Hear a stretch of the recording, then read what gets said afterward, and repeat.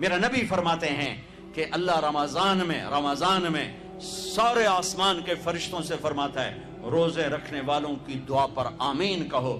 عرش کے فرشتوں سے اللہ فرماتا ہے میری تسبیح چھوڑ دو, رمضان کے روزے رکھنے والوں کی دعا پر آمین کہو, آمین کہو. عرش فرش میں گونج اٹھتی ہیں میری دعائیں, میری صدائیں, میرے نوحے, میرے گریے ہلا دیتے ہیں.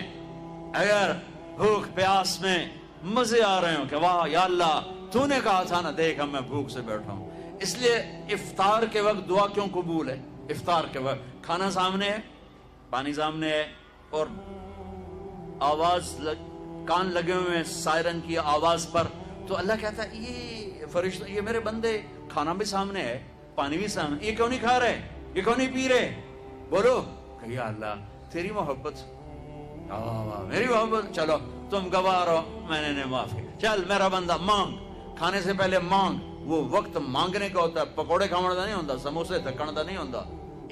ایک مہینے کے لیے اوور آلنگ ہے, اوور آلنگ, ٹیوننگ ہے, ٹیوننگ. تھوڑا کھاؤ, تھوڑا کھاؤ, تھوڑا کھاؤ.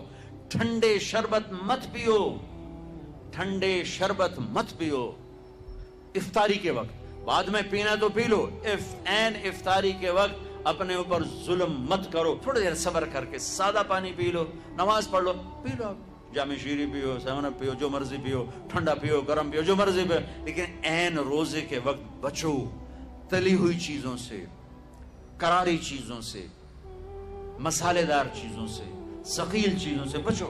ہلکا پھلکا رکھو پیٹ کو, ہلکا پھلکا, تاکہ روزے کا مقصد حاصل ہو کہ جسم پاک ہو, غلاظتوں سے, گندگیوں سے پاک ہو, صاف ہو.